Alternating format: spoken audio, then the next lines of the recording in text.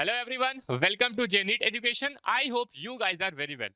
So in previous video, we discussed the introduction part of integration by part and integration by using the partial fraction technique. Now in this video, I will show you the different number of questions related to that. So let's start the video. So here my first question.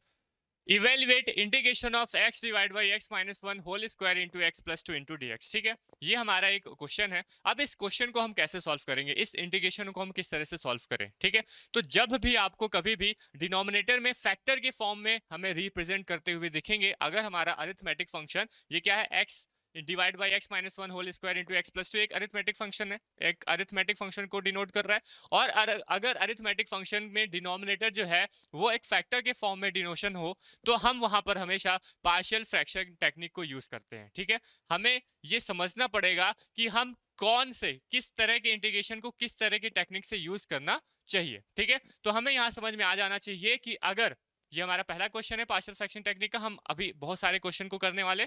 तो partial fraction technique में हम कब use करेंगे integration को solve करते समय, कि अगर हम देखेंगे डिनोमिनेटर हमारा अगर फैक्टर के फॉर्म में है, तब हम वहां पे हमेशा पार्शियल फ्रैक्शन टेक्निक को यूज करेंगे। ठीक है, तो चलिए हम इस क्वेश्चन को सॉल्व करते हैं by using partial fraction technique. तो सबसे पहले हमने जो क्वेश्चन में गिवन है, इस गिवन को हम लिख लेते हैं और उसको हम आई के इक्वल कर लेते हैं। तो I equal integration of x divide by x minus one whole square x plus two into d x. ठीक है, अब देखिए हम यहाँ पर पार्शियल फ्रैक्शन टेक्निक को यूज करने वाले हैं। तो now using partial fraction technique,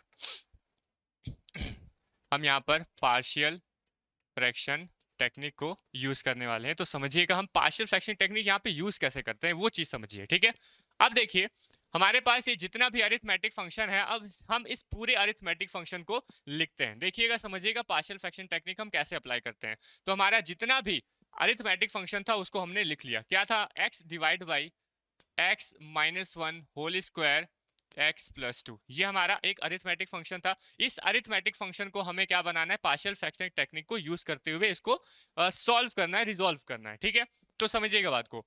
अब हमारे पास डिनोमिनेटर में हम देख रहे हैं, और इसका इंट्रोडक्शन पार्ट हम प्रीवियस वीडियो में देख चुके हैं। ठीक है, तो प्रीवियस वीडियो में हमने क्या देखा कि जब हमारे पास में अलग अलग फैक्टर्स होते हैं तो उसके लिए हम क्या क्या कांस्टेंट को अप्लाई कर सकते हैं। ठीक है, तो यहाँ पे बताइएगा आप लोग, अगर आपने इंट्रोडक्शन पार्ट देखा हुआ है तो इस तरह की कंडीशन आपको देखी होगी कि अगर x minus a whole square into x plus b, ऐसा कुछ दिख रहा होगा। ठीक है, तो उस कंडीशन में हम लोग क्या करते थे, कैसे अप्लाई करते थे। अगर मैं यहाँ पे बोलूँ, यहाँ पे मैं लिखूँ कि वो प्रीवियस वीडियो का जो इंट्रोडक्शन पार्ट था उसमें हमने ये देखा था कि अगर ऐसी कंडीशन हमें देखने को मिले कि one divide by x minus a whole square, या प्लस कर दो x plus a whole square और एक्स प्लस बी, ऐसा कुछ हमें देखने को मिलेगा, तब हम यहाँ पर क्या करते थे, कैसी कंडीशन अप्लाई करते थे।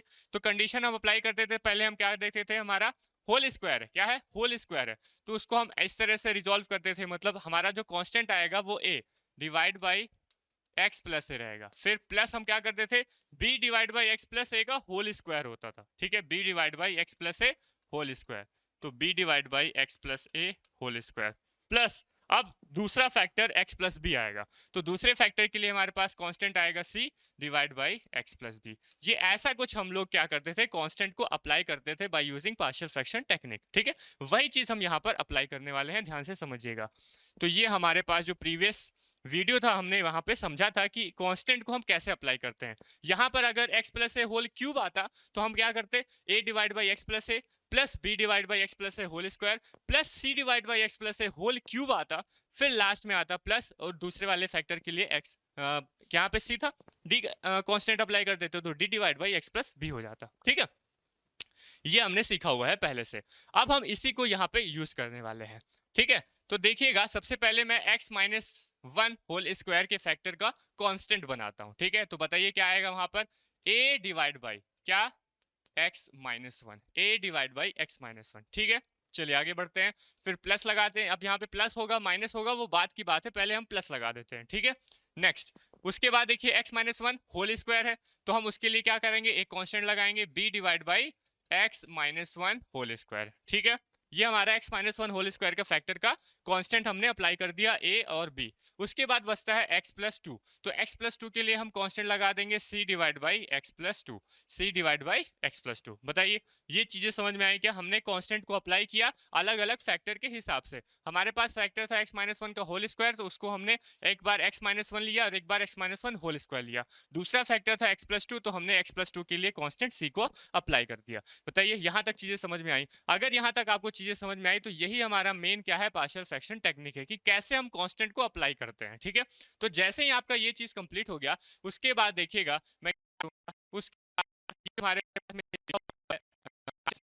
लिखी हुई है वहां पे हम क्या लेते हैं, एलसीएम लेते हैं। सारे का हम एलसीएम ले लेते हैं, मतलब x minus one whole square और x प्लस टू का हम एलसीएम ले लेते हैं। बताइए एलसीएम कितनी वैल्यू आ जाएगी, x minus one whole square और दूसरे ब्रैकेट में x प्लस टू, यही रहेगा। x minus one whole square और x प्लस टू, ये हमारा एलसीएम आएगा। बताइए a के साथ में क्या मल्टीप्लाई होगा, a के साथ में हम क्या मल्टीप्लाई कर देंगे, कलर चेंज कर लेते हैं। a के साथ में हम क्या मल्टीप्लाई करेंगे, यहाँ पे देखिए a के नीचे में क्या है, x माइनस वन है। ठीक है, और यहाँ पे एलसीएम क्या है हमारा, x minus one whole square और x प्लस टू।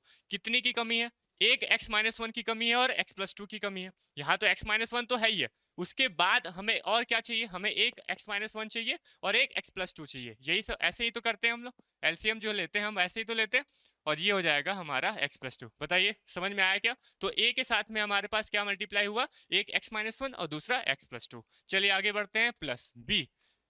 अब देखिए b के साथ क्या मल्टीप्लाई होगा, b के नीचे में क्या लिखा हुआ है, x minus one whole square लिखा हुआ है। तो यहाँ पे x minus one whole square तो हमारा पूरा कंप्लीट हो गया, बस क्या बचा है, x प्लस टू। तो हम b के साथ में मल्टीप्लाई करेंगे x प्लस टू, समझिएगा बात को, ठीक है। प्लस अब बताइए c के साथ में हम किसका मल्टीप्लाई करेंगे, तो जब हम c है हमारे पास, c के नीचे में देखिए क्या लिखा हुआ है, x प्लस टू। तो x प्लस टू में यहाँ पे क्या कमी है, x minus one whole square की कमी है, तो ये हम कर देंगे x minus one whole square. तो ये हमारा पूरा कंप्लीट हो गया, एक एलसीएम हमने ले लिया, इन तीनों का एलसीएम लेके, और ये हमारा सॉल्व कर लिया। ठीक है, तो a के साथ में x minus one x plus two के मल्टीप्लाई हुआ, b के साथ में x प्लस टू का, और c के साथ में x minus one whole square का मल्टीप्लाई हुआ। और ये जो चीज हमने यहाँ पे लिखी थी उसको हम वैसे का वैसा लिख देते हैं। ठीक है, तो x minus one whole square and x plus two. एक क्वेश्चन ध्यान से समझिएगा, सारे क्वेश्चन ऐसे ही हैं, सारे क्वेश्चन आपसे बन जाएंगे। ठीक है, बस इस क्वेश्चन को आप आराम से अच्छे से समझिए, और इस वीडियो में हम पूरे केवल पार्शियल फ्रैक्शन के टेक्निक को यूज करते हुए क्वेश्चन को सॉल्व करेंगे। ठीक है, नेक्स्ट वीडियो में हम इंटीग्रेशन बाय पार्ट को यूज करते हुए हम क्वेश्चंस को सॉल्व करेंगे। ठीक है, समझ में आ रहा है? चलिए आगे बढ़ते हैं, ये चीज हमारा कंप्लीट हो गया। अब यहाँ पे देखिए हमारा LHS में और RHS में, LHS और RHS में दोनों साइड में देखिए डिनोमिनेटर में x minus one whole square divide into x plus two लिखा हुआ है, और यहाँ पर भी x minus one whole square into x plus two दिया हुआ है। तो हम दोनों को कैंसिल आउट कर सकते हैं, बिल्कुल किया जा सकता है। तो यहाँ पर बताइए वैल्यू क्या आएगी, यहाँ पर हमारे पास वैल्यू आएगी एक तो x। ठीक है, LHS में हमारे पास आ जाएगा x, और RHS में बताइए, RHS में हो जाएगा a। अब यहाँ पे मैं क्या करता हूँ, x माइनस वन और x प्लस टू का मल्टीप्लाई कर देता हूँ। ठीक है, दो ब्रैकेट है तो उनको हम मल्टीप्लाई कर देते हैं। तो x का x के साथ मल्टीप्लाई होगा तो हमारे पास एक्स स्क्वायर बचेगा, x का 2 के साथ मल्टीप्लाई होगा तो 2x बनेगा, माइनस x बनेगा और माइनस 2 बन जाएगा, यही चीज होगी। प्लस आगे बढ़िए, b का x प्लस टू है तो उसको ऐसे का रहने दीजिए, प्लस c। अब c का क्या है, x माइनस वन का होल स्क्वायर लिखा हुआ है, तो इसको ओपन कर लीजिए। x minus one whole square क्या होता है, ये होता है हमारा एक्स स्क्वायर, ये होता है प्लस का 1 और ये माइनस का 2x हो जाता है, यही चीज होती है कि नहीं। और डिनोमिनेटर हमारा दोनों कैंसिल आउट हो गया है। ठीक है क्या, ये चीज समझ में आई? अब आगे बढ़ते हैं, अब हम क्या करेंगे, x इक्वल्स टू, अब इस a का अंदर में पूरा मल्टीप्लाई कर देते हैं। ठीक है, तो ये 2x माइनस एक्स क्या बन जाएगा, x बन जाएगा। तो a का हम जब x स्क्वायर के साथ मल्टीप्लाई करेंगे तो ax स्क्वायर आएगा, प्लस 2x माइनस एक्स क्या बन गया है, x बन गया, तो a के साथ में हो जाएगा हमारा ax और माइनस 2a आ जाएगा। ठीक है, आगे बढ़ते हैं, प्लस b का हम x के साथ में मल्टीप्लाई करेंगे तो ये बन जाएगा bx और 2b बन जाएगा, bx प्लस 2b। प्लस अब c का हम अंदर में मल्टीप्लाई करेंगे तो ये बनेगा हमारे पास cx स्क्वायर, फिर बनेगा c माइनस में 2cx बन जाएगा। बताइए चीजें समझ में आ गई, हमने बस क्या कर दिया, मल्टीप्लाई किया। अब ध्यान से समझिएगा, x इक्वल्स टू हम क्या करेंगे, हम जो है एक्स स्क्वायर के कोफिशिएंट बनाएंगे। कैसे कोफिशिएंट बनाएंगे, यहाँ पे दिख रहा है आपको, यहाँ पर ए एक्स स्क्वायर दिख रहा है, और कहाँ पे एक्स स्क्वायर दिख रहा है, यहाँ पर दिख रहा है सी एक्स स्क्वायर। तो हम इस एक्स स्क्वायर दोनों को एक्स स्क्वायर में से कॉमन ले लेते हैं। तो यहाँ पे कॉमन क्या आएगा, एक्स स्क्वायर कॉमन आएगा, और आएगा क्या हमारे पास, ए प्लस सी। इन दोनों में से हमने क्या कर दिया, एक्स स्क्वायर को कॉमन लिया, तो वहां पर क्या वैल्यू आई, एक्स स्क्वायर इंटू ए प्लस सी आ गया। ठीक है, अब नेक्स्ट हम लोग जो है एक्स को कॉमन ले लेते हैं। तो यहाँ पे दिख रहा है ए एक्स, और कहाँ पे दिख रहा है बी एक्स, यहाँ पे दिख रहा है, और कहाँ पे दिख रहा है आपको, ये दिख रहा है माइनस टू सी एक्स। तो हम यहाँ पर से तीनों में से एक्स को कॉमन ले लेते हैं, तो यहाँ पे क्या आएगा ए, यहाँ पर आएगा हमारे पास बी, और क्या बन जाएगा माइनस टू सी। बताइए समझ में आया। नेक्स्ट हम क्या करते हैं, अब हमारे पास एक्स स्क्वायर हो गया, एक्स हो गया, अब जो हमारे कांस्टेंट बचे उनको हम एक साथ लिख लेते हैं। तो कांस्टेंट हमारे पास क्या है, माइनस टू है, तो हमने लिख लिया माइनस टू है। उसके बाद कांस्टेंट देखिए, उसके बाद कांस्टेंट हमारे पास है प्लस का टू बी, तो मैं पहले प्लस टू बी लिख लेता हूँ उसके बाद। ठीक है, तो प्लस टू बी, ठीक है, उसके बाद minus two a and plus c. बताइए ये हमारे कांस्टेंट हो गया, सारी चीजें हम यहाँ पे लिख लिए। अब हम क्या करेंगे, अब हम कंपेयर करेंगे, अब हम LHS और RHS को कंपेयर करेंगे। कैसे कंपेयर करेंगे, हम सबसे पहले एक्स स्क्वायर को कंपेयर करेंगे दोनों साइड में। हम सबसे पहले एक्स स्क्वायर को कंपेयर करेंगे दोनों साइड में। मतलब क्या हुआ कि हम जब हम देख रहे हैं RHS में, तो RHS में एक्स स्क्वायर का कोफिशिएंट कितना आ रहा है, a प्लस सी आ रहा है। एक्स स्क्वायर का कोफिशिएंट, कोफिशिएंट का मतलब क्या है, एक्स स्क्वायर के साथ में जो टर्म मल्टीप्लाई है, क्या मल्टीप्लाई है, a प्लस सी। ठीक है, तो एक्स स्क्वायर के साथ जो कोफिशिएंट मल्टीप्लाई है उसको, और LHS में जो मल्टीप्लाई है, अब देखिए LHS में एक्स स्क्वायर है क्या, LHS में एक्स स्क्वायर है क्या, नहीं है। तो जब एक्स स्क्वायर ही नहीं है तो उसका कोफिशिएंट क्या होगा, जब हमारा एक्स स्क्वायर ही नहीं है तो उसका कोफिशिएंट क्या होगा, तो नहीं होगा। तो इसका मतलब क्या हुआ, जब हम LHS और RHS में एक्स स्क्वायर के कोफिशिएंट को कंपेयर किए तो RHS से हमारे पास क्या वैल्यू आई, a प्लस सी, लेकिन LHS से वैल्यू कितनी आई, जीरो। तो a plus c equals to zero हो गया। हम यहाँ पे क्या कर रहे हैं, हम यहाँ पर कांस्टेंट को वैल्यू फाइंड करने की कोशिश कर रहे हैं। ठीक है, जो हमने कांस्टेंट लगाए हैं a b और c, इस a b c की वैल्यू हमें फाइंड करनी पड़ेगी। वही वैल्यू हम यहाँ पे पुट करेंगे, वही वैल्यू हम क्या करेंगे, यहाँ पर जैसे ही हमारे पास a b c की वैल्यू पुट कर देते हैं, आ जाती है मतलब फाइंड करने से, तो a b और c की वैल्यू यहाँ पे पुट कर देंगे, हमारा जो पार्शियल फ्रैक्शन है वो कंप्लीट हो जाएगा। ठीक है, उसका बाद उसका इंटीग्रेशन अलग करेंगे तो करेंगे। पहले यहाँ पे देखिए हमने क्या किया, एक्स स्क्वायर के कोफिशिएंट को, जहाँ पे a प्लस सी का कोफिशिएंट था एक्स स्क्वायर का, यहाँ पर है ही नहीं एक्स स्क्वायर तो उसका कोफिशिएंट भी नहीं होगा, तो a plus c equals to zero बन गया। नेक्स्ट हम बात करेंगे x के कोफिशिएंट की। तो x का जब हम कोफिशिएंट देखेंगे RHS में, तो RHS में x का कोफिशिएंट कितना दिख रहा है हमें, a plus b minus two c. ठीक है, और देखेंगे जब हम LHS में, तो LHS में बताइए x को कोफिशिएंट क्या होगा, x तो है यहाँ पे, और x के साथ में क्या मल्टीप्लाई है, x के साथ में अगर कुछ नहीं मल्टीप्लाई नहीं होता तो 1 मल्टीप्लाई होता है, तो x के साथ में हमेशा 1 मल्टीप्लाई है। बताइए समझ में आया। तो x का यहाँ पर कोफिशिएंट कितना था, a plus b minus two c, जो कि इक्वल होगा यहाँ के कोफिशिएंट से, और यहाँ का कोफिशिएंट कितना है, x के साथ में क्या मल्टीप्लाई है, 1 मल्टीप्लाई है, तो a plus b minus two c equals to 1 बन गया। ठीक है, नेक्स्ट हम बात करते हैं कांस्टेंट। हमारा कांस्टेंट यहाँ पे है 2b minus two A, 2b minus two a plus C, 2b minus two a plus C equal, यहाँ पे कांस्टेंट है क्या, नहीं है, तो कांस्टेंट नहीं है तो उसकी वैल्यू हम यहाँ पे क्या कर देंगे, जीरो कर देंगे। अब हमारा काम है, हमारे पास है तीन equation, a plus b equals to zero, a plus two b, a plus b minus two c equals to one, and 2b minus two a plus c equals to zero. इन तीन इक्वेशन से हमें a, b और c की value find करनी है। हमारे पास तीन इक्वेशन है, तीन अननोन है, आराम से हम a, b और c की वैल्यू फाइंड कर सकते हैं। ठीक है, तो जैसे ही हम a, b, c की वैल्यू फाइंड करते हैं, तो वहां पर हमें जो a की वैल्यू मिलती है, a की वैल्यू यहाँ पर आएगी 2/9, a की वैल्यू कितनी आएगी 2/9। ठीक है, जो हमारा b रहेगा, b की वैल्यू जो है वो 1/3 रहेगी, b की वैल्यू 1/3 आएगी। ठीक है, और जो हमारा c रहेगा, c की वैल्यू माइनस में 2/9 आ जाएगी। आप आराम से इसको क्या कर सकते हैं, कैलकुलेट कर सकते हैं। हमारे पास आप इसको आराम से कैलकुलेट करके यहाँ से a, b और c की वैल्यू फाइंड कर सकते हैं। ठीक है, तो जैसे ही हमारे पास a, b और c की वैल्यू फाइंड हो गई, उसके बाद हम क्या करेंगे, उसके बाद हम यहाँ पर वैल्यू पुट करेंगे। कहाँ पर वैल्यू पुट करेंगे, यहाँ पर। हमने क्या लिया था, हमने जो ये हमारे पास अरिथमेटिक फंक्शन है, इस अरिथमेटिक फंक्शन का हमें इंटीग्रेशन करना है, तो इस अरिथमेटिक फंक्शन को हमने पार्शियल फ्रैक्शन टेक्निक को यूज करते हुए उसको अलग अलग ब्रेक कर दिया। यहाँ पे क्या है, वो मल्टीप्लाई में, यहाँ पे मल्टीप्लाई में, लेकिन जब मैं यहाँ पे देख रहा हूँ तो वो प्लस और माइनस में। अभी देखेंगे प्लस कहाँ पे आ रहा है, माइनस कहाँ पे आ रहा है। तो ये क्या हो रहा है, अलग अलग हम उसको सेपरेट कर दे रहे हैं। इसका हम इंटीग्रेशन करना अभी पॉसिबल नहीं है, लेकिन हम जब सेपरेट कर देंगे, सेपरेट करने के बाद हम इनका जब अलग अलग इंटीग्रेशन करेंगे तो हमारा इंटीग्रेशन आराम से सॉल्व हो सकता है, ठीक है। इस वजह से हम पार्शियल फ्रैक्शन टेक्निक को यूज करते हैं, क्योंकि ये मल्टीप्लाई में होते हैं हमारे फैक्टर। हम इस फैक्टर को हमें इसको प्लस और माइनस में सेपरेट कर देना चाहते हैं, इस वजह से हम यहाँ पे पार्शियल फ्रैक्शन टेक्निक को यूज करते हैं। अब देखिए इस कंडीशन में ए की वैल्यू हमारे पास 2/9 आ रही है, बी की वैल्यू 1/3 आ रही है और सी की वैल्यू -2/9 आ रही है, ठीक है। तो हम ए, बी और सी की वैल्यू पुट कर देते हैं। समझ में आया? तो यहाँ पर हमारे पास जो था वो x divide by x minus 1 whole square x plus 2 था।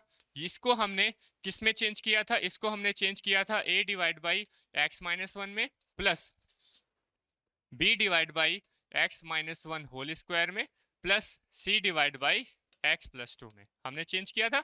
और हमें a, b और c की भी वैल्यू पता चल गई है। तो a की वैल्यू हमारे पास कितनी आ रही है? 2/9 आ रही है x माइनस 1 प्लस b की वैल्यू कितनी आ रही है? 1/3 आ रही है, तो x माइनस 1 होल स्क्वायर। और c की वैल्यू माइनस में कितनी आ रही है? 2/9, तो ये हो जाएगा माइनस में 2/9 प्लस c। बताइए, यही आ रही है। a की वैल्यू हमने 2/9 पुट कर दी, b की वैल्यू 1/3 पुट कर दी और c की वैल्यू -2/9 पुट कर दी। अब हमारे पास यहाँ पर क्या वैल्यू आई? x divide by x minus 1 whole square and x plus 2। हमें किसका इंटीग्रेशन करना था? बताइए। हमें जो है वो इसका इंटीग्रेशन करना था, हमें इसका इंटीग्रेशन फाइंड करना था। हम क्या करेंगे, इसका इंटीग्रेशन फाइंड करने की जगह हम इन तीनों का इंटीग्रेशन फाइंड कर देंगे, क्योंकि इसकी वैल्यू जो है वो इसके प्लस इसके के बराबर है, ठीक है। हमने ये निकाला ना यहाँ पे कि इसकी वैल्यू जो होगी वो इसके इक्वल होगी। तो इसका हम इंटीग्रेशन ना करने की बजाय हम इसका और इसका इंटीग्रेशन कर देते हैं। समझ में आया क्या? तो हमारे पास यहाँ पे किसका हम इंटीग्रेशन करना है? Integration of 2/9 x minus 1 into d x, ठीक है, समझ में आ रहा है। Plus integration of 1 divide by 3 x minus 1 whole square into d x और माइनस में 2/9 इंटीग्रेशन में x plus 2 into d x. समझ में आया? क्लियर हो गई बात? नेक्स्ट हम बात करते हैं आगे। अब हमें क्या करना है बताइए। यहाँ पे तो हमारा कांस्टेंट है 2/9, कांस्टेंट है 2/9, इसको हम बाहर कर लेते हैं। कांस्टेंट 2/9 को हमने बाहर कर दिया, यहाँ पे बना 1 divide by x minus 1 into d x बना, प्लस यहाँ पर 1/3 हमारा कांस्टेंट आ रहा है, इसको हमने बाहर कर दिया तो 1 divide by x minus 1 whole square into d x बन गया।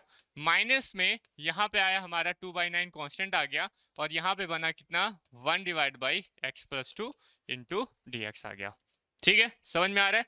अब देखिए 1 डिवाइड बाई एक्स माइनस 1, ये तो बड़ा सिंपल सा है। हम जानते हैं 1 divide by x minus a, x plus a, इसका क्या होता है integration? Log of x plus a होता है। क्या होता है? Log of x plus a, ठीक है, log of x plus a. तो हमारे पास यहाँ पे इंटीग्रेशन क्या आ जाएगा? 2/9। 1 डिवाइड बाई एक्स माइनस 1 का इंटीग्रेशन क्या होगा? लॉग ऑफ एक्स माइनस 1 होगा। कितना होगा? लॉग ऑफ x माइनस 1 बन जाएगा। समझ में आया क्या? 1 डिवाइड बाई एक्स माइनस 1 का इंटीग्रेशन, 1 डिवाइड बाई एक्स का इंटीग्रेशन क्या होता है? लॉग x होता है। वैसे ही 1 डिवाइड बाई एक्स प्लस ए अगर है, 1 डिवाइड बाई एक्स प्लस ए जहां पे क्या है? कांस्टेंट है। और अगर 1 डिवाइड बाई एक्स प्लस ए जैसा ऐसा कुछ टर्म दिख रहा है जिसका इंटीग्रेशन हमें करना है तो लॉग ऑफ एक्स प्लस ही होगा, ठीक है। तो ये हमारे पास बन जाएगा लॉग ऑफ एक्स माइनस 1, जहां पर a हमारे पास क्या था? यहाँ पे a क्या है? -1 है, तो हमने -1 पुट कर दिया, तो log ऑफ x माइनस 1, ठीक है। नेक्स्ट बात करते हैं प्लस 1/3। अब यहाँ देखिए 1 डिवाइड बाई एक्स माइनस 1 का होल स्क्वायर है, इसका इंटीग्रेशन करना है। तो यहाँ पे समझिएगा, यहाँ पर मैं थोड़ा सा समझा देता हूँ आपको कि अगर integration of 1 divide by x minus 1 whole square into d x है, इसका हमें इंटीग्रेशन करना है।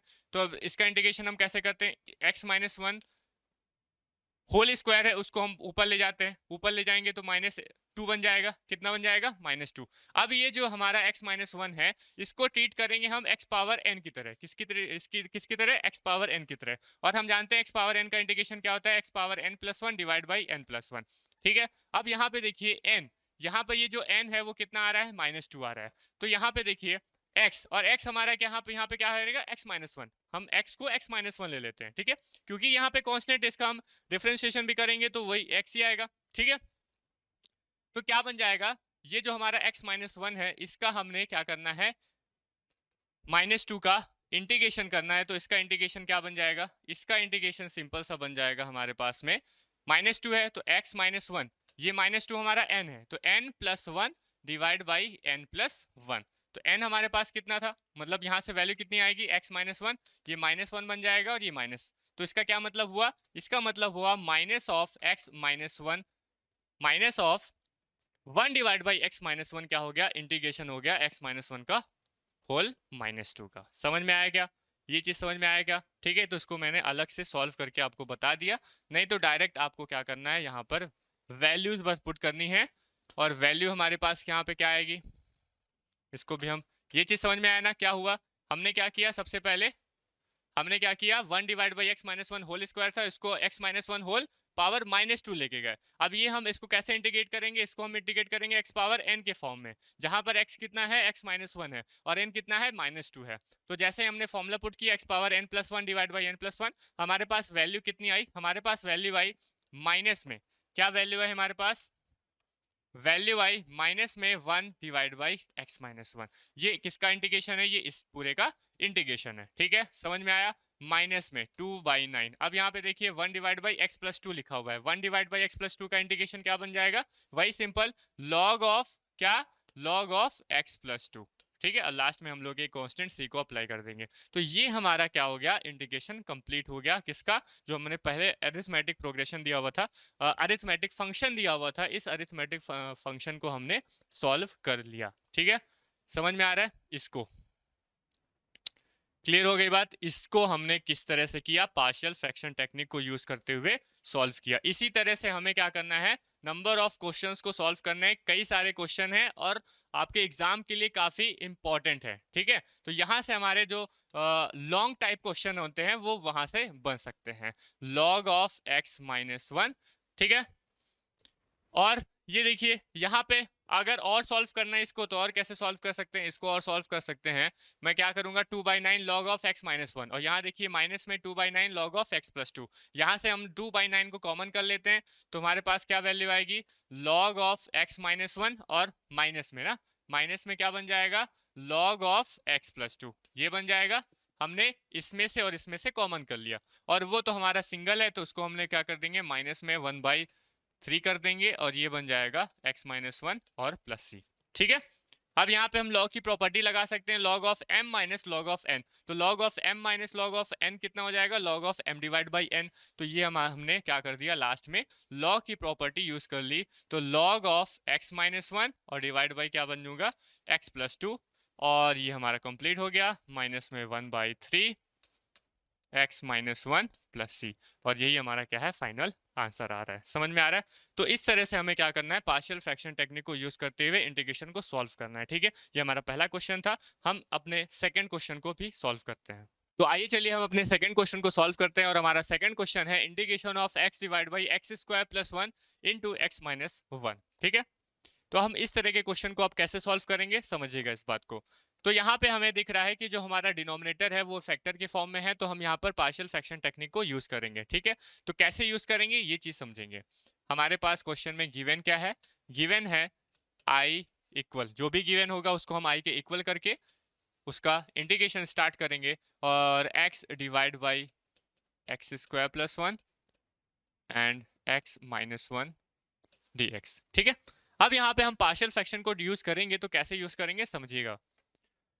तो जब हम पार्शियल फ्रैक्शन टेक्निक को यहाँ पे हम यूज कर रहे हैं, तो जो भी हमारे पास क्वेश्चन में गिवन होगा, इस पूरे गिवन को हम क्या कर लेते हैं, सबसे पहले तो हम यहाँ पर लिख देते हैं x डिवाइड बाई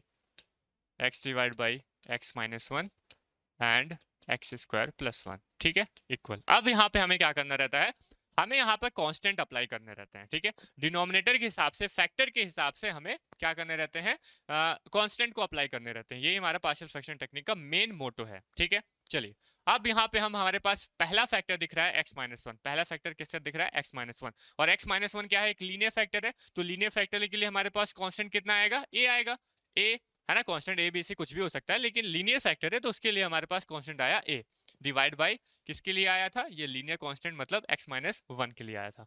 ठीक है, नेक्स्ट हम बात करते हैं, प्लस लगा देंगे। अब नेक्स्ट वेक्टर दिख रहा है हमारे पास एक्स स्क्वायर प्लस वन, ध्यान से देखिएगा, एक्स स्क्वायर प्लस वन, और ये जो एक्स स्क्वायर प्लस वन है वो क्या लीनियर है, नहीं वो लीनियर नहीं है, वो क्या है, क्वाड्रेटिक इक्वेशन है। क्योंकि यहाँ पे मैक्सिमम पावर कितनी है 2 है, x की मैक्सिमम पावर कितनी है 2। अगर x की किसी भी पॉलिनोमियल में x की मैक्सिमम पावर 2 होती है तो क्या बनता है, वो क्वाड्रेटिक इक्वेशन बनता है। और अगर मैक्सिमम पावर 1 है तो वो क्या बनेगा, लीनियर बनेगा। अगर 3 है तो क्या बन जाएगा, वो क्यूबिक बन जाएगा। ठीक है, तो हमें यहाँ पे दिख रहा है कि एक्स स्क्वायर प्लस 1 जो है वो एक क्वाड्रेटिक इक्वेशन है। तो अगर जब भी हम क्वाड्रेटिक इक्वेशन को पार्शियल फ्रैक्शन टेक्निक से हम यूज करते हुए कांस्टेंट को अप्लाई करते हैं, तो बताइए कैसे करते हैं। हमने इसका इंट्रोडक्शन पार्ट में ये बखूबी देखा था कि अगर क्वाड्रेटिक इक्वेशन दे होगी तो हमारा जो कांस्टेंट आएगा वो क्या आएगा, बी एक्स प्लस सी आएगा। कांस्टेंट क्या रहेगा, बी एक्स प्लस सी रहेगा। ठीक है, अब ऐसा जरूरी नहीं है कि बी और सी ही रहेगा, वहां पे सी एक्स प्लस डी भी हो सकता है, डी एक्स प्लस ई भी हो सकता है, कोई दिक्कत नहीं है। हमारे जो कांस्टेंट रहेगा वो, क्योंकि हमने यहाँ पे ए अप्लाई कर दिया है, इस वजह से हम यहाँ पे क्या अप्लाई करेंगे, बी एक्स प्लस सी हमारा कांस्टेंट बन जाएगा। समझ में आ रहा है, क्लियर हो गई बात। अगर यहीं पे हमें अप्लाई करना होता तो हम यहीं पे भी अप्लाई कर सकते थे ए एक्स प्लस बी के फॉर्म में, कोई दिक्कत नहीं है। ठीक है, समझ में आ रहा है। चलिए आगे बढ़ते हैं। तो ये हमारा बी एक्स प्लस सी हमारा कांस्टेंट आ गया, किसकी वजह से आया, ये आया एक्स स्क्वायर प्लस 1 की वजह से। समझ में आने के बाद अगर यहाँ तक आपको समझ में आ जाता है, यहाँ तक आप बना लेते हैं, तो फिर आगे कुछ नहीं है, आगे वही करना है, एलसीएम लेना है और कंपेयर करना है। एक्स स्क्वायर को कंपेयर करो, एक्स को कंपेयर करो, कांस्टेंट को कंपेयर करो, वहां से हमारे पास कांस्टेंट ए बी सी की वैल्यू आ जाएगी, वैल्यू पुट कर दो, यहाँ पे वैल्यू पुट कर देंगे, हमारा इंटीग्रेशन आसानी से सॉल्व हो सकता है। समझ में आया। लेकिन मेन यहां पर कहां पे था, यहां पर हमें कि ए बी और सी की वैल्यू फाइंड कैसे करें। ठीक है, कैसे हम कांस्टेंट को अप्लाई करें, तो ये हमने समझ लिया। जैसे हमने यहाँ पे समझ लिया, उसके बाद देखिए, उसके बाद क्या है, उसके बाद हमें कुछ नहीं करना है, हमें सबसे पहले क्या करना है, कांस्टेंट हमें यहाँ पे एलसीएम लेना है। बताइए एलसीएम कितना होगा, एक आएगा हमारा एक्स माइनस 1 और एक हो जाएगा एक्स स्क्वायर प्लस 1, जितना आ जाएगा। तो a के साथ क्या मल्टीप्लाई होगा, a के साथ मल्टीप्लाई हो जाएगा एक्स स्क्वायर प्लस 1 का, और b एक्स प्लस सी इसके साथ क्या मल्टीप्लाई हो जाएगा, x minus 1। B x plus c के साथ किसका मल्टीप्लाई होगा, एक्स माइनस 1 का मल्टीप्लाई हो जाएगा। और यहाँ पर हमारे पास क्या दिख रहा है, x divide by x minus 1 x square plus 1। ये हमारा डिनोमिनेटर वाला सारा टर्म कैंसिल हो जाएगा, हर क्वेश्चन में कैंसिल होगा। ठीक है, समझ में आ रहा है। यहां पर हमारे पास आएगा एलएचएस में x, आरएचएस में क्या आएगा, a x square plus 1 plus plus में क्या, b x plus c and x minus 1। Clear है। अब देखिए हम क्या करते हैं, सबसे पहले यहाँ पर a को अंदर में मल्टीप्लाई कर देते हैं, तो यहाँ पे बनेगा ए एक्स स्क्वायर और क्या बनेगा, a बनेगा प्लस, अब ये दो ब्रैकेट है, इनको हम मल्टीप्लाई कर लेते हैं, तो देखेंगे यहाँ पे क्या आएगा, यहाँ पर आएगा हमारा बी एक्स के साथ में एक्स के साथ में मल्टीप्लाई होगा तो ये बी एक्स स्क्वायर बन जाएगा, फिर बी एक्स का 1 के साथ में होगा तो ये बन जाएगा हमारा माइनस का बी एक्स, फिर बनेगा प्लस सी एक्स और ये माइनस का सी बन जाएगा, यही चीज होगी।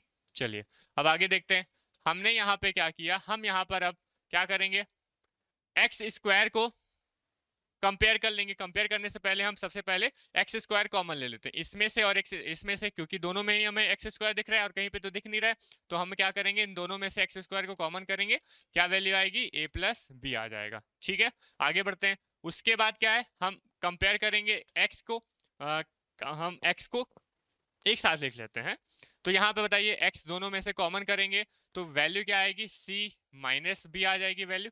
फिर लास्ट में हम क्या करते हैं, कांस्टेंट को अप्लाई करते हैं, कांस्टेंट लिख लेते हैं, a हमारे पास कांस्टेंट है और c हमारा कांस्टेंट है, तो प्लस a माइनस सी लिख दिया। समझ में आ रहा है।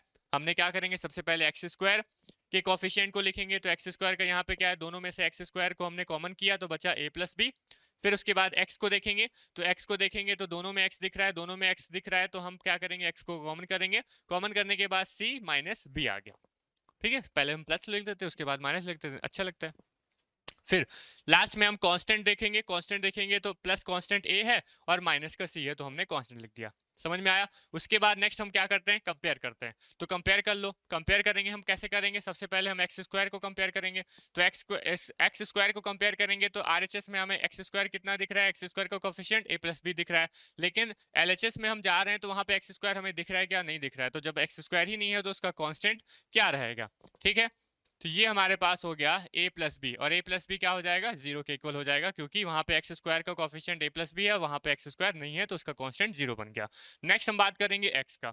तो जब हम x को कंपेयर कोफिशिएंट को कंपेयर करेंगे तो यहाँ पर हमें दिख रहा है c माइनस बी, और यहाँ पर x का कोफिशिएंट कितना दिख रहा है, 1 दिख रहा है। तो हम क्या करेंगे, c माइनस बी को किसके इक्वल कर देंगे, 1 के इक्वल कर देंगे। ठीक है, नेक्स्ट हम बात करते हैं a माइनस सी। हमारे पास कांस्टेंट यहाँ पे कितना है, a माइनस सी है। यहाँ पर कांस्टेंट है क्या, नहीं है। तो कांस्टेंट जब नहीं है तो a minus c equals to 0। यहाँ से हम a b और c को वैल्यू फाइंड कर सकते हैं, बिल्कुल फाइंड कर सकते हैं। ठीक है, फाइंड कर लो। कैसे फाइंड कर लेंगे, किसी एक में वैल्यू पुट कर दो और वहां से दो इक्वेशन आ जाएगा।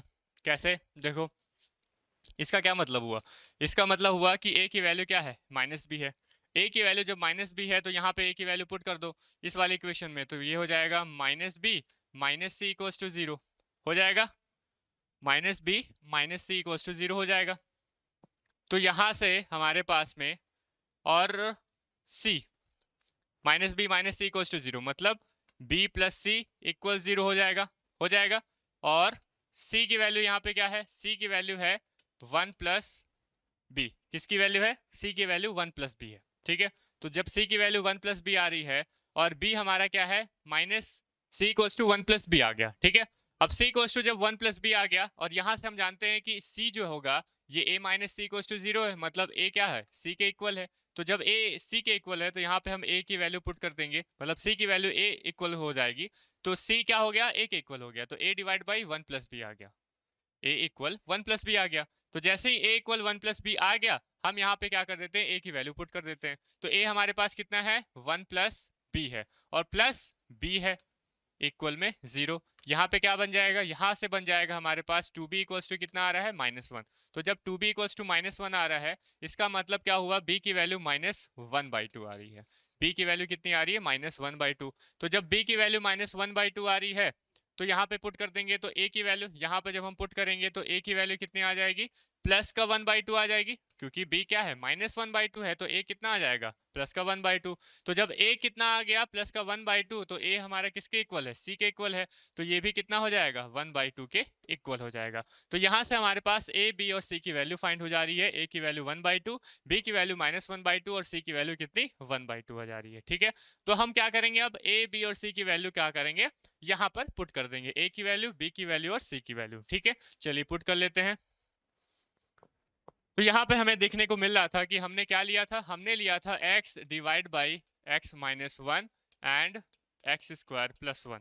इसको हम किसके इक्वल किए थे, इसको हमने इक्वल किया था a divide by x minus 1 plus b x plus c. ये हमारा कांस्टेंट था, किसके लिए, एक coordinate equation x square plus 1 के लिए। हमारे पास a की वैल्यू आई है 1/2, तो a की वैल्यू हम 1/2 पुट कर देंगे, x माइनस 1 प्लस b की वैल्यू हमारे पास कितनी है, माइनस में 1/2, क्या साथ में है, x है, प्लस c की value 1/2 divide by x square plus 1। बताइए समझ में आया क्या, हमने a b और c की वैल्यू पुट कर दी। अब क्या करना था, हमें करना था किसका इंटीग्रेशन, इस पूरे का इंटीग्रेशन। तो हम इस पूरे का इंटीग्रेशन ना करके, इस पूरे का इंटीग्रेशन ना करके, क्योंकि ये जो वैल्यू है वो इसके इक्वल हो गई है, तो हम इसका और इसका इंटीग्रेशन कर देते हैं। इन दोनों का जो इंटीग्रेशन आएगा वही इंटीग्रेशन किसका होगा, x divide by x minus 1 x square plus 1 का होगा। ठीक है, तो हम क्या करते हैं, सेपरेटली इन दोनों को इंटीग्रेट कर देते हैं, 1/2 of x minus 1 into D कर देते हैं, plus integration of -1/2 x plus 1/2 divide by x square plus 1 कर देते हैं और इंटू dx कर देते हैं। ठीक है, अब हमें यहाँ पे इनका इंटीग्रेशन करना है, तो चलिए समझते हैं इसका इंटीग्रेशन हम कैसे करेंगे। यहाँ पे देखिए 1/2 हमारा कांस्टेंट है, हमने बाहर किया, यहाँ पे बना 1 divide by 1 minus x into D बन गया। ठीक है, अब आगे देखिए हमने क्या करेंगे, अब यहाँ पे प्लस ये जो -1/2 x minus 1/2 x divide by x square plus 1 कर दो एक बार, -1/2 x divide by x square plus 1 कर दो, और एक बार कर दो plus 1/2 plus 1/2 x square plus 1। बताइए समझ में आया क्या, ये चीज समझ में आई क्या। हमने क्या किया, हमारे पास देखिए हमारा डिनोमिनेटर एक्स स्क्वायर प्लस 1 था, इसको सेपरेटली अलग अलग लिखे तो -1/2 x divide by x square plus 1 आया, plus 1/2 of x square plus 1 आ गया। ठीक है, समझ में आएगा चीजें। अब हम क्या करेंगे, इसको सेपरेटली अलग अलग सॉल्व करेंगे तो हमारे पास डायरेक्ट फॉर्मूला आ जाएगा, ठीक है। यहाँ पे हमारे पास फॉर्मूला नहीं था, लेकिन यहाँ पर हमारे पास फॉर्मूला आ जाएगा, ठीक है। यहाँ पे देखिए ये हमारा 1/2 हम डायरेक्ट एक बार इंटीग्रेशन करेंगे, 1/(x-1) इंटू डी एक्स, इसको भी लिख लेते हैं।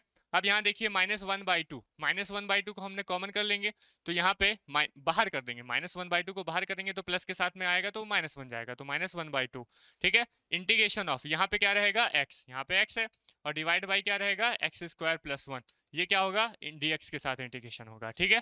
प्लस यहाँ देखिए 1/2 हमने बाहर कर दिया, जैसे ही 1/2 को बाहर किया यहाँ पे क्या बना x² + 1 और इंटू dx आ गया। बताइए समझ में आया। हमने यहाँ पे 1/2 -1/2 को बाहर किया तो बचा x/(x² + 1), इसका हम इंटीग्रेशन करेंगे, प्लस 1/2 कॉमन किया, हमने बाहर निकाल दिया, 1/2 को बाहर किया, इंटीग्रेशन ऑफ 1/(x² + 1) बन गया, ठीक है। अब देखिए देखिए ध्यान से देखिएगा, यहाँ पे ये 1/(x-1), ये तो क्या बन रहा है log of x-1 बन जा रहा है। इसका तो इंडिकेशन हम जानते हैं, आराम से जानते हैं, प्रीवियस क्वेश्चन में भी हम सॉल्व किए थे कि 1/ अगर ऐसा x-1 दिखे, x-2, x-3 कुछ भी दिखे, मतलब 1/x+a की फॉर्म में दिखे तो उसका इंडिकेशन क्या बन जाएगा log of x+a बन जाएगा। अब a कुछ भी हो सकता है, प्लस में हो सकता है, माइनस में हो सकता है, कोई दिक्कत नहीं, ठीक है। तो इसका तो हमारा इंडिकेशन डायरेक्ट हो जाएगा, कोई दिक्कत नहीं है। नेक्स्ट हम बात करते हैं यहाँ पर x/(x²), इसका इंटीग्रेशन कर सकते हैं। अगर यहाँ हमारे पास फॉर्मूला था, क्योंकि यहाँ देखिए अभी हम इसको छोड़ देते हैं, अभी इसको देखते हैं 1/(x² + 1). अब 1/(x² + इसका डायरेक्ट हमारे पास इंटीग्रेशन है। क्या इंटीग्रेशन होता है कमेंट सेक्शन में कमेंट करेंगे कि इंटीग्रेशन क्या होगा 1/(x² + 1 का। तो 1/(x² + 1 का जो इंटीग्रेशन होता है वो क्या होता है tan इनवर्स x होता है। कितना होता है tan इनवर्स x। तो इसका तो हमारे पास इंटीग्रेशन आ गया कि tan इनवर्स x हो जाएगा, लेकिन हम इसका इंटीग्रेशन हमें करना है x/(x² + 1). अब यहाँ पे बताइए क्या करेंगे, यहाँ पे बताइए क्या करेंगे। तो यहाँ पर हम सब्स्टिट्यूशन मेथड को अप्लाई कर सकते हैं। इस कंडीशन में हम सब्स्टिट्यूशन मेथड को अप्लाई कर सकते हैं। पहले मैं इसको सॉल्व कर लेता हूँ, जो भी आएगा इसका और इसका तो डायरेक्ट हमारे पास फॉर्मूला है, ठीक है। चलिए इसको सॉल्व कर लेते हैं। हम यहाँ पे क्या करेंगे, सब्स्टिट्यूशन मेथड दिख रहा है, कैसे दिख रहा है देखिए, x² + 1 को डिनोमिनेटर को देखिए, x² + 1 है, x² + 1 को अगर हम t के इक्वल करेंगे तो उसके बाद उसका क्या करेंगे डिफरेंशिएशन करेंगे, तो x² का डिफरेंशिएशन क्या आएगा 2x आएगा, 1 का डिफरेंशिएशन 0 हो जाएगा, तो 2x dx = क्या आ गया dt आ गया। वहां से हम x dx निकालेंगे तो कहाँ से क्या वैल्यू आएगी dt/2 आ जाएगी। और ये देखिए x dx, इस x dx की जगह हम क्या पुट कर सकते हैं dt/2 पुट कर सकते हैं, और इस पूरे x² + 1 को हमने क्या ले लिया t के फॉर्म में ले लिया, तो 1/t इंटू dt/2 बन गया।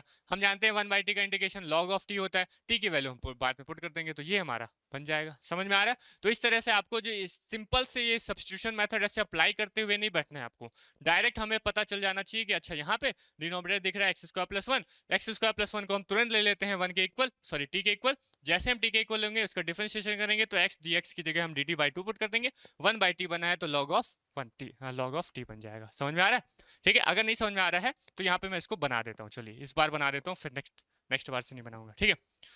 ये हो गया। अब यहाँ पे हमने क्या कर दिया x² + 1 को t के इक्वल कर लिया, x² + 1 को t के इक्वल किया, तो जैसे ही t को इक्वल किया तो हम यहाँ पे क्या आएगा x², और x² का हमें x² + 1 का डिफरेंशिएशन करना है, तो पहले हम x² का डिफरेंशिएशन करेंगे, तो x² का डिफरेंशिएशन 2x हो जाएगा, x का डिफरेंशिएशन dx हो जाएगा। नेक्स्ट हम बात करते हैं प्लस 1 का डिफरेंशिएशन क्या हो जाता है 0 हो जाता है, इक्वल t का डिफरेंशिएशन हमारा dt बन जाएगा। तो यहाँ से क्या आ रहा है, यहाँ से हमारे पास आ रहा है 2x dx = dt। तो बताइए x dx की वैल्यू क्या बन जाएगी dt/2 बन जाएगी कि नहीं बन जाएगी, बन जाएगी। अब यहाँ देखिए x इंटू dx उसकी वैल्यू क्या आ रही है dt/2 आ रही है, तो उसकी वैल्यू जब dt/2 आ रही है तो हमारे पास x dx क्या बन जा रहा है dt/2। और देखिए यहाँ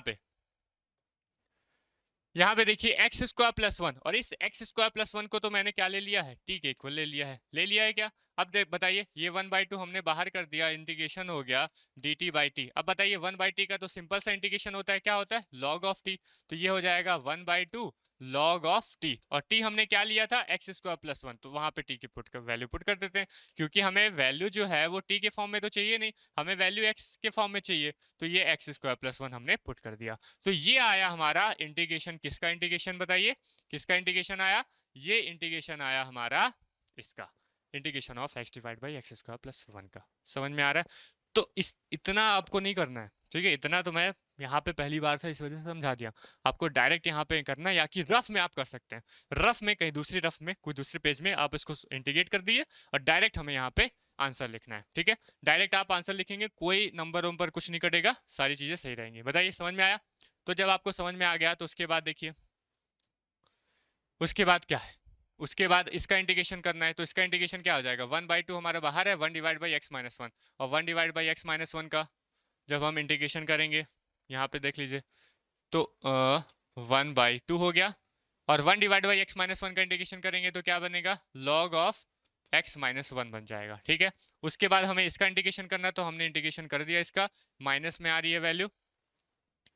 ठीक है, ये देखिए -1/2, और यहाँ का इसका जब हम इंटीग्रेशन किए तो क्या आया, क्या आया, 1/2 log of x square plus one, तो ये बन जाएगा माइनस का 1/4, वहां का 1/2, यहाँ का 1/2, क्या हो जाएगा, मल्टीप्लाई हो जाएगा, 1/4 बन जाएगा, और क्या बनेगा, log of x square plus one बन जाएगा। नेक्स्ट हम बात करते हैं हमारा थर्ड, तीसरा वाला, +1/2, +1/2। अब यहाँ पे बता दीजिए क्या हो जाएगा, 1 divide by x square plus one, और 1 divide by x square plus one किसका इंटीग्रेशन होता है, ये इंटीग्रेशन होता है tan इनवर्स x का, लास्ट में हम लोग c लगा देंगे, और यही हमारा क्या बन जाएगा, आंसर बन जाएगा। समझ में आ रहा है, यही हमारा क्या बन गया, आंसर बन गया। ठीक है, क्लियर हो गई बात? तो इस तरह से हमें क्या करना है, पार्शियल फ्रैक्शन टेक्निक को यूज करते हुए क्वेश्चंस को सॉल्व करने हैं। ठीक है, समझ में आ रहा है?